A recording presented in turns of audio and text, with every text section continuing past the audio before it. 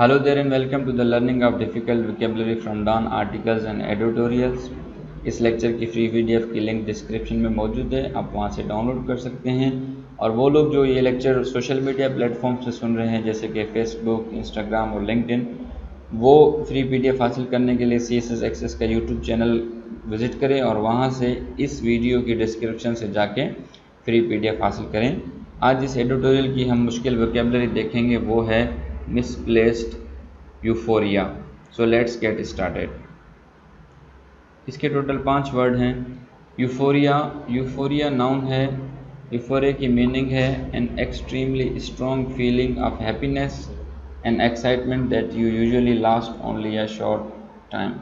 मुझे इसका उर्दू में माना नहीं मिल रहा था, लेकिन मैं इसको एक्सप्लेन कर लेता हूँ जैसे मुझे समझ में आया कि एक एक्सट्रीमली स्ट्रॉन्ग फीलिंग ऑफ एक खुशी की एक आपको फीलिंग आती है और एक्साइटमेंट, आप एक्साइट होते हो, लेकिन वो जो खुशी की फीलिंग है या जो वो एक्साइटमेंट की फीलिंग है वो थोड़ी देर के लिए रहती है।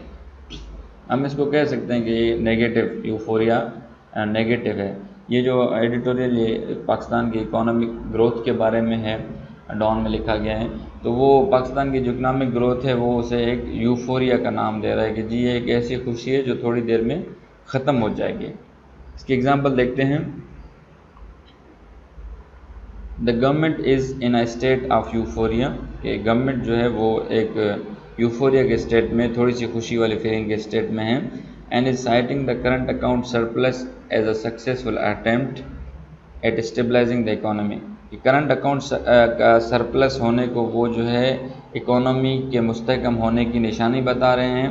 And plugging the erosion of foreign exchange reserves, और फॉरेन एक्सचेंज रिजर्व्स के जो ख़त्म होने को जो उसने भरा है, उसको रोका है, फॉरेन एक्सचेंज रिजर्व्स को जो उसने बढ़ाया है, उसको जो है वो पाकिस्तान जो है अपनी इकोनॉमिक स्टेबलाइजेशन की एक सक्सेस समझता है। ये एडिटर साहब कह रहे हैं। तो इन दोनों चीज़ों को उसने कहा है कि ये जो है ये पाकिस्तान जो है जिस स्टेट ऑफ यूफोरिया में, ये हकीकत इस तरह नहीं है, बल्कि ये थोड़ी सी खुशी है। यानी करंट अकाउंट सरप्लस नेगेटिव भी हो सकते हैं और फॉरेन एक्सचेंज रिजर्व्स कम भी हो सकते हैं। तो ये एक हकीकी जो स्टेबलाइजेशन ऑफ इकोनॉमी नहीं है, बल्कि एक स्टेट ऑफ यूफोरिया है। नेक्स्ट वर्ड है प्लग।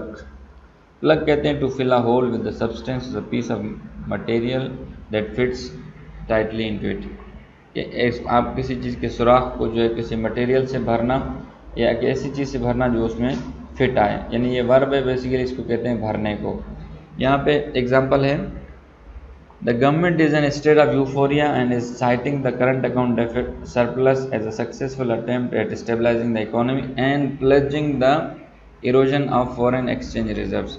कि फॉरेन एक्सचेंज रिजर्व जो ख़त्म हो रहे थे उसको जो हुकूमत ने भरा है, उसमें जो उसने एडिशन की है, उस लीकेज को जो उसने फिल किया है, उसको जो गवर्नमेंट अपनी एक सक्सेस समझती है, जो कि एक स्टेट ऑफ यूफोरिया है। तीसरा वर्ड है प्लमेट। प्लमेट जो है वर्ब है to fall quickly from high level और अ पोजीशन। किसी ऊंचे मकाम या किसी ऊंचे दर्जे से गिरने को कहते हैं प्लमेट। सिनोनिम है प्लंज, PLUNGE, प्लंज। एग्जाम्पल देख लेते हैं।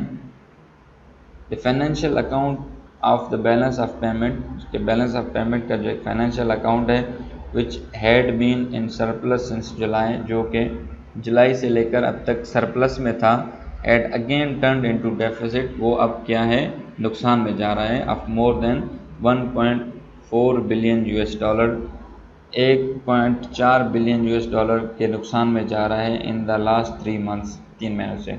As foreign direct investment plummets by 35%। क्यों नुकसान में जा रहा है फाइनेंशियल अकाउंट और बैलेंस ऑफ पेमेंट? वो इसलिए कि फॉरेन जो डायरेक्ट इन्वेस्टमेंट थी वो 35% से गिर गई है।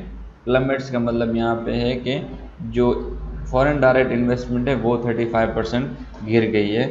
यहाँ पे किसी ऊंचे मकाम में पोजीशन के गिरने से, लेकिन यहाँ पे किसी परसेंटेज के गिरने को भी हम प्लमेट कहेंगे।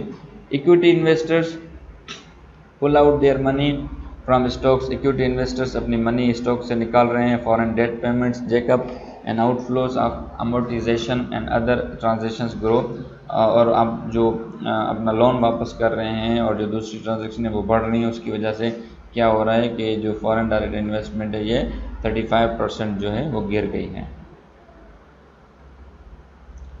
नेक्स्ट वर्ड है अमोर्टाइजेशन। अमोर्टाइजेशन नाउन है the practice of paying back a debt by making small regular payments over a period of, यानी कर्ज की अदायगी, वक्फे वक्फे से थोड़ी थोड़ी करके आप किसी कर्ज को वापस करें तो वो आप कर्ज की अदायगी उसको कहते हैं अमोर्टाइजेशन। ये एक एग्जांपल वही है, इसमें जो वर्ड है वो ये है कि अमोर्टाइजेशन, आउटफ्लो ऑफ अमोर्टाइजेशन, या जो अमोर्टाइजेशन है जो कर्ज है वो आप उसको वापस कर रहे हो। लास्ट वर्ड है डेलिकेट। डेलिकेट एडजेक्टिव है इजीली डैमेज और ब्रोकन, नाजुक को कहते हैं जो आसानी से टूट जाए। सिनोनिम इसका है फ्रेजाइल।